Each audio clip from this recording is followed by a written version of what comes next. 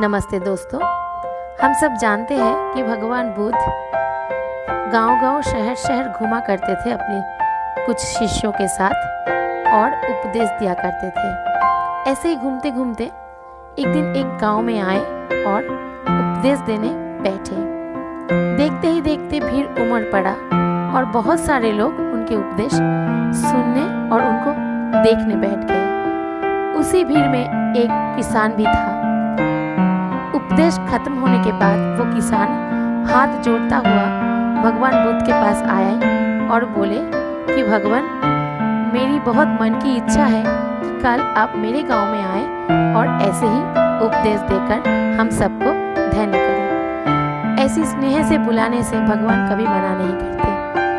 वो एक बात में राजी हो गए और फिर अगले दिन वो उस किसान के गांव में गए और उपदेश देने के लिए एक जगह देखकर बैठ गए। जब भी वो पेड़ के नीचे बैठे तो सारे गांव के लोग उमड़ पड़ा उनको देखने के लिए और उनकी उपदेश सुनने के लिए। लेकिन जो किसान उनको न्योता देकर आया वो नहीं आया।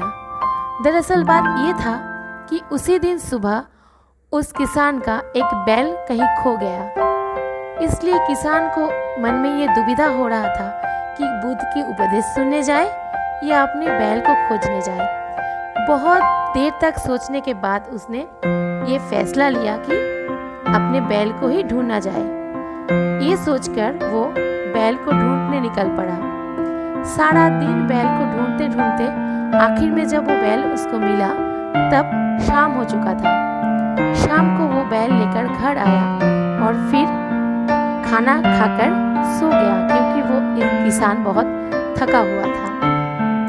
अगले दिन सुबह वो बुद्ध के पास गए और बहुत बार बुद्ध से क्षमा मांगने लगे और क्यों नहीं आ पाए उसकी कहानी भी बुद्ध को सुनाए। बुद्ध बहुत प्रसन्न हुए और स्नेहपूर्ण दृष्टि से किसान की तरफ देखकर बोले कि तुमने जो किया वो बिल्कुल ठीक किया, क्योंकि कर्म ही सबसे बड़ा है। अगर तुम बैल को ना ढूंढते हुए मेरे पास आकर बैठ जाते उपदेश सुनने तो एक भी बात तुमको समझ में नहीं आता, क्योंकि तुम यहाँ पर रहते लेकिन तुम्हारा मन बैल की चिंता में मग्न रहता और मेरा बात तुम्हारे कानों तक पहुँचता लेकिन दिमाग तक नहीं पहुँचता, दिल तक नहीं पहुँचता।